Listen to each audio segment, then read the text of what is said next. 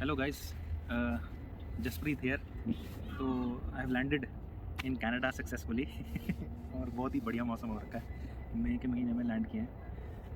Video बना रहा हूँ to share my journey and my flight experience and transit visa के बारे में थोड़ा जानेंगे। शेंगाइन वीज़ा से कैसे आते हैं और क्या करते हैं। तो मैं लैंड किया था 17 मई को कनाडा के अंदर, और फ़्लाइट जो थी मेरी वो थी वाया जर्मनी फ्रैंकफर्ट, और जो स्टार अलायंस के अंडर आती है एयर इंडिया, एयर कनाडा और लुफ्थांसा, इनकी फ़्लाइट थी। मैंने ये बुक करी थी kiwi.com एक वेबसाइट से, गूगल सर्च करके सुबह शाम बैठ के रात को, क्योंकि 1-1.25 लाख से ऊपर की थी सारी टिकट्स। फॉर्चुनेटली ये टिकट मेरे को अराउंड 85,000 की मिली। मैंने टिकट बुक करी 85,000 प्लस 3-4 हज़ार का डिस्काउंट मिला था। टिकट इशू हुई थी महीना पहले, और उसमें टिकट में था मेंशन कि 2 बैगेज अलाउड होंगे, प्लस एक कैरी ऑन जो हैंड बैगेज होता है 8 किलो का वो अलाउ होगा, और एक लैपटॉप बैग। टिकट इशू हुई। टिकट इशू होने के बाद मैंने उस टिकट को क्रॉस वेरीफाई करने के लिए, क्योंकि फ़र्स्ट टाइम ऑनलाइन परचेज थी और नॉन रिफंडेबल टिकट थी, मैंने उसको क्रॉस वेरीफाई करने के लिए एयर इंडिया की वेबसाइट पे चेक किया, लुफ्थांसा की वेबसाइट पे चेक किया। तो पहला इशू उसमें यह आया कि जो टिकट वहाँ पर दिखा रहा था, वहाँ खाली 1 बैगेज अलाउंस दिखा रहा था और सेकंड बैगेज चार्जेबल दिखा रहा था। एक इशू तो ये था, अरे वाह चुड़िया। और सेकंड जो इशू दिखा रहा था, जो इशू मैंने पंगे लिए थे एक्चुअली, जो था 15 घंटे का ले ओवर फ्रैंकफर्ट में। मैंने बुक तो कर दी, मगर मल्टीपल सोर्स से पता लग रहा था कि मैं ओवरनाइट 15 घंटे का ले ओवर फ्रैंकफर्ट में नहीं कर सकता। टिकट बुक हो चुकी थी, 85,000 दाव पे लग गए थे, और मैं 1 महीने तक इस चीज़ के लिए भागता रहा इधर से उधर, जिससे मुझे पता लग जाए कि मैं एक्चुअली में फ़्लाई कर सकता हूँ कि नहीं, वरना मेरे को शेंगाइन वीज़ा लेना पड़ेगा। इसके लिए मैंने मल्टीपल जगहों पे ऑपरेट किया, मल्टीपल जगहों पे फ़ोन किया। सबसे पहले फ़ोन किया VFS ग्लोबल पे, जर्मनी एम्बेसी। उन्होंने मुझे कुछ कंडीशंस बताई। कंडीशंस थी कि शेंगाइन में 2 लेओवर नहीं होने चाहिए। फॉर एग्जांपल मैं लंदन, 2 वो शेंगाइन का एरिया नहीं है बट स्टिल उसी कैटेगरी के अंदर आता है। लंदन और फ्रैंकफर्ट में अगर मेरे लेओवर हैं तो मैं नहीं ट्रांजिट कर सकता। मेरा ट्रांजिट अगर दुबई और फ्रैंकफर्ट या म्यूनिख में है तो मैं कर सकता हूँ, बट अगर फ्रैंकफर्ट में है फिर म्यूनिख में है तो नहीं कर सकता। इटली में है और फिर फ्रैंकफर्ट में है तो नहीं कर सकता। तो मेरा एक ही लेओवर होना चाहिए शेंगाइन यूरोपियन कंट्रीज़ के। ये अक्रॉस ऑल टिकट्स हैं, तो किसी को वाया इटली जाना है वो भी जा सकता है। अब मेरे केस में ये तो नहीं था, खाली फ्रैंकफर्ट में लेओवर था और फिर मॉन्ट्रियल में कनेक्टिंग फ़्लाइट थी। फिर सेकंड इशू आता है लेओवर का। VFS की बंदी बोली कि लेओवर तो अलाउड है, बोलती है up to 12 hours, date change नहीं होनी चाहिए। तो if I land at 1 o'clock और मेरा रात के 12 बजे से पहले पहले दूसरा आ जाता है फ़्लाइट, तो मैं आई कैन बोर्ड। कहती है मेरे केस में डेट चेंज हो रही थी क्योंकि ओवरनाइट लेओवर था, तो कहती नहीं जी आपको वीज़ा चाहिए। मैंने कहा वीज़ा का क्या प्रोसेस है? कहती 15 दिन में आ जाता है। मगर जब अप्लाई करने की देखी तो वहाँ पर वेबसाइट क्रैश हो रही है और शेंगाइन वीज़ा अप्लाई ही नहीं कर पा रहे। मेरी टेंशन और बढ़ गई। फिर एट द एंड मुझे लगा कि मैं साइमल्टेनियसली दूसरी टिकट बुक कर लूँ, क्योंकि टिकट्स बहुत महंगी थी और इमीडिएटली टिकट तो 2 लाख रुपये तक जा रही थी। फिर मैंने काफ़ी लोगों से बात करी इधर उधर, सबने कहा लेट इट बी, एयरपोर्ट पे जाके ही पता लगेगा, रिस्क ले ले और वहीं जाके देख ले। मैंने कहा चल ठीक है। फिर क्या होता है जी, मैंने यूट्यूब पे काफ़ी सर्च किया। यूट्यूब पे भी मुझे यही बोला गया कि 12 घंटे का लेओवर, ओवरनाइट लेओवर है तो I can not go.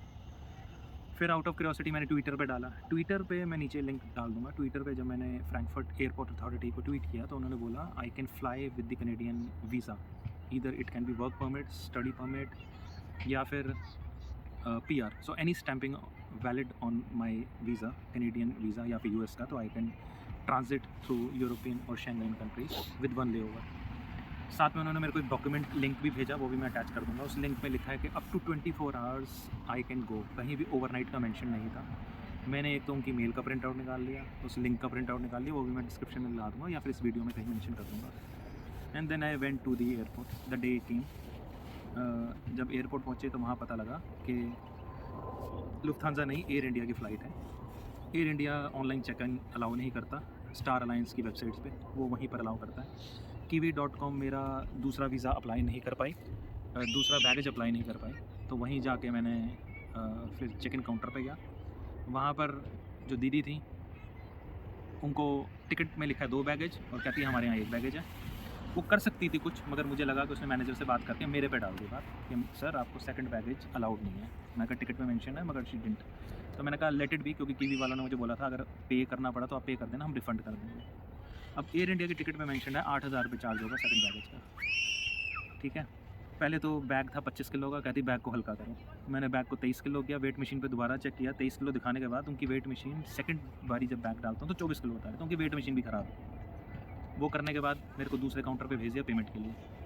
Payment के लिए पहुँचे तो अंकल जी जो बैठे थे कहते हैं सर 25,000 रुपये देंगे। मैं कहा भाई टिकट पे 8,000 रुपये which is 800 Canadian dollars plus taxes जो भी मिल रहा था वो लिखा, क्योंकि जो रूल्स थे वो लफ्थांसा के अप्लाई होने थे। भाई साहब नहीं माने, कह रहे नहीं जी एयर इंडिया का रूल अप्लाई होगा और 24,450 रुपये का कुछ अमाउंट है। अब मैं बैग किसको दूँ भाई? दो मेरे पेरेंट्स बाहर वेट कर रहे थे, मैंने काफ़ी सामान लाइट कर दिया था उसमें से। मैंने 25,000 पे कर दिया एंड आई वेंट थ्रू। उसके बाद बहुत स्मूथली मेरा इमिग्रेशन पे गया, वहाँ पर कोई क्वेश्चन नहीं करी कि मैं फ्रैंकफर्ट जा रहा हूँ, ओवरनाइट लेवर है, कोई प्रॉब्लम नहीं है।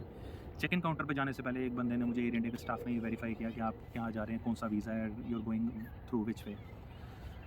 फिर इमिग्रेशन हो गया इंडियन एयरपोर्ट में, स्मूथ था। सिक्योरिटी चेक भी स्मूथ था। सिक्योरिटी चेक के बाद मेरे हाथ में जो जैकेट्स थी वो मैंने वापस अपने हैंड लगेज वाले बैग में डाल दी। आगे जब बोर्डिंग करने लगे तो वहाँ एक भाई साहब दीदी बैठी हल्ला काट रही कि सर आपका बैग का वेट ज़्यादा हो गया नापने के बाद। मैंने कहा भाई मैं सिक्योरिटी चेक इन करने के बाद I have kept everything in the hand luggage so that मैं अंदर जाके बैठूंगा और बाकी चीज़ को मैं ऊपर रख दूँगा अपने बैग को। कहती नहीं जी नहीं अलाउड है।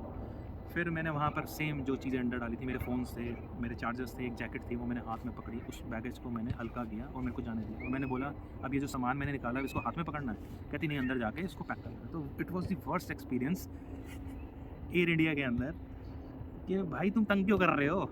ठीक है हम जा रहे हैं, तुम इंडियंस हो, at least have some courtesy, have some, we have paid a huge amount for one side ticket and what you are doing. अंदर गए, बैग डाला, बैग में डाले, अंदर गए तो अंदर प्लेन का एसी नहीं काम कर रहा, 40 डिग्रीज टेम्परेचर और अंदर सारे लोग लड़ रहे हैं कि फ़्लाइट नहीं बोर्ड होने देंगे। मैंने कहा भाई आज तू नहीं कनाडा नहीं पहुंच पाएगा, मुझे नहीं लगता, वापस दिल्ली जाना पड़ेगा या फिर फ़्लाइट चेंज ही होगी। 15-20 मिनट सफोकेशन हो रखी, पानी हो रखा, पानी पिए जा रहे और हल्ला काट रहा सारा का सारा पैसेंजर। उसने पायलट ने फ़्लाइट बोर्ड करनी शुरू कर दी। लोगों का और गुस्सा चढ़ गया, मगर उन्होंने बोला एसी काम करना शुरू कर दिया है। मोस्टली फ़्लाइट टेक ऑफ कर दी और एसी भी काम किया, मगर ना जो टीवी लगे होते हैं वो काम कर रहे हैं, ना हम किसी एयर होस्टेस को बुला पा रहे हैं किसी कॉल के लिए। सर्विसेज वर्स्ट, प्लेन की हालत worst and they are just there to mint money. Even though Tata ने टेक ओवर कर लिया but still Air India worst services. Post that flight हो गई, landing was worst as well. फिर हम पहुँचे फ्रैंकफर्ट और 15 घंटे का जो लेओवर था वो तो पार हो गया, उसकी कोई दिक्कत नहीं थी। तो जिस लोगों को भी टेंशन है कि इतना बड़ा लेओवर है, ओवरनाइट है, तो कोई टेंशन लेने की ज़रूरत नहीं है। जस्ट मेक श्योर 2 लेओवर्स ना हो। सैंगाइन में एक लेओवर है up to 24 hours, you can go with the valid Canadian visa, Indian passport holders. बाकी कंडीशंस मैं आपको मेंशन कर दूँगा। वहाँ गए, वहाँ भी ओवरनाइट स्टे किया। स्टे में वहीं आसपास ही आपको मिल जाएगा सोने के लिए। मैं आपकी वीडियो डाल दूँगा, मैंने क्लिप्स बनाई थी वहाँ कैसे सो रहे थे लोग, but it was not a good experience. Chair पे नींद नहीं आती, तो हर 2 घंटे में झपकी आ रही थी। And then we went through the security. वहाँ भी कोई प्रॉब्लम नहीं थी। पानी मत लेके जाना, पानी अलाउड नहीं है। प्लास्टिक की बॉटल्स मत लेके जाना, स्टील की बॉटल इस फाइन। वहाँ से फिर बोर्ड करते हैं, हम जाते हैं नेक्स्ट फ़्लाइट पे। नेक्स्ट फ़्लाइट थी हमारी एयर कनाडा। प्लेन छोटा था, जगह थोड़ी कंजस्टेड थी, but customer experience was better than air India. खाना पीना बेटर था, लिकर सर्व हो रही थी विद इन फ़्लाइट, स्नैक्स थे, जूस थे, खाना था 2 टाइम का। इवन दो 8 आवर्स की फ़्लाइट थी टू मॉन्ट्रियल।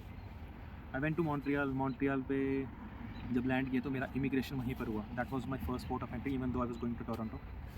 वहाँ पर मैं बैठा 1-1.5 घंटा मेरा इमिग्रेशन हुआ वहाँ पर वेट करने के बाद। नॉट मैनी क्वेश्चंस आ, खाली यही पूछा why you are here in Canada. I told her कि I am here to get my work permit and within 5 minutes she issued me my work permit. मगर मेरी जो कनेक्टिंग फ़्लाइट थी वो miss हो चुकी थी, तो क्योंकि 1.5 घंटे बाद ही कनेक्टिंग फ़्लाइट थी टोरंटो की। मैंने फिर पूछा कि मैडम आपकी इमिग्रेशन की वेट के होते हुए मेरी फ़्लाइट मिस हो गई। शी टोल्ड मी कि they won't be any charge, I just need to tell them कि मैं इमिग्रेशन प्रोसेस में था तो they will give me another flight. Fortunately फिर वहाँ से मैं दोबारा से सिक्योरिटी चेक में गया मॉन्ट्रियल पे। स्मूथ था प्रोसेस, कोई तंग नहीं किया, किसी ने कुछ नहीं बोला बैग से बाहर निकालो सामान। It was a smooth process even though everybody was reminding me कि ओवर बैगेज अलाउड नहीं है। देन इमीडिएटली मुझे सेकंड कनेक्टिंग फ़्लाइट की टिकट वहीं पर बोर्डिंग पास जो है इशू हुआ 2 घंटे बाद की मेरे को इशू हुई और मैं वहाँ से फिर सीधा टोरंटो पहुँचा। टोरंटो में पहुँचा Billy Bishop, not the Pearson, to the other one. और वहाँ से मेरी कनेक्टिंग फ़्लाइट थी तो मैं वहाँ पहुँचा और मेरी बिली बिशप एक और एयरपोर्ट है, मैंने वहाँ की टिकट ली थी। वो भी एक कंसर्न था कि वहाँ जा सकते नहीं जा सकते, बट जो पोर्टर छोटा प्लेन होता है खड़खड़ खड़खड़ मतलब ख़तरनाक प्लेन था वो वाला, वहाँ भी खाना मिला। आधे 1 घंटे की फ़्लाइट थी तो services were good. Plane dangerous था काफ़ी, तो वहाँ से फिर लैंड किया बिली बिशप में। बिली बिशप में ज़्यादा कुछ सर्विसेज नहीं है, ना तुम सिम कार्ड ले सकते हो ना सिम अप्लाई कर सकते हो, कोई सर्विसेज नहीं है वहाँ से। बस एक बस सर्विस मिलती है जो तुम्हें ले जाती है यूनियन, कुछ यूनियन टेरिटरी करके वहाँ पर पास ले जाती है। वहाँ से then I booked a taxi to my place where I was staying. I landed और एक्सपीरियंस बहुत अच्छा था। तो टैक्सी बुक करी तो टेस्ला आई, तो मैंने कहा अरे वाह, लैंड करते ही टेस्ला आ गई। टेस्ला में बैग रखे, एक्सपीरियंस वहाँ से 20-25 किलोमीटर दूर घर था तो वहाँ तक पहुँचे। एंड एक्सपीरियंस शुरू में इंडिया से निकलते वक्त बहुत ख़राब था, ऐसा लग रहा था अपनी ज़िंदगी का गलत डिसीजन ले लिया कनाडा जाने का, बट पहुँचते पहुँचते एक्सपीरियंस अच्छा होता गया।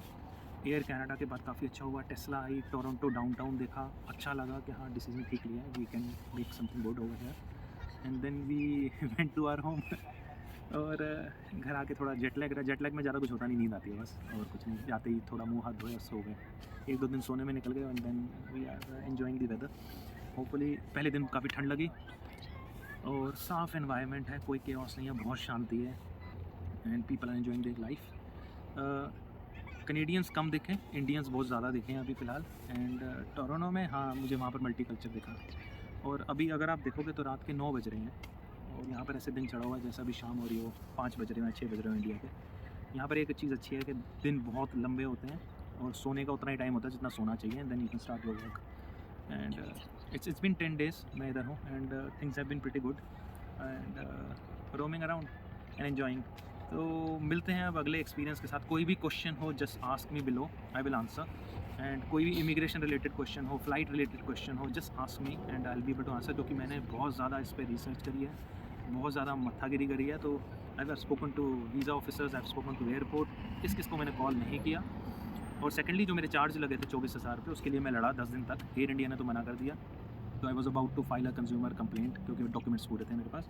बट किवी ने has refunded my complete amount, जो कि 24-25 हज़ार रुपये मेरा चार्ज हुआ था, वो पूरा मेरे को चार्ज बैक आ गया है। तो I am happy with the ticket, I am happy with the services. Air India avoid, Lufthansa is again good. And जो कनेक्टिंग फ़्लाइट है तो मेक श्योर थोड़ा अपना रिसर्च करें। और कोई भी इशू हो related to the star alliance, call Air Canada, they are more helpful than Lufthansa and Air India. बाकी साइनिंग ऑफ, थोड़ा लंबा वीडियो हो गया, पूरा देखिएगा, कोई क्वेश्चन मिस मत करिएगा। सी या and subscribe and like and comment and आगे कंटिन्यू चलता रहेगा। आप कनाडा आ गए तो आपको बहुत चीज़ें दिखाएंगे। चलो साइनिंग ऑफ, बाय बाय।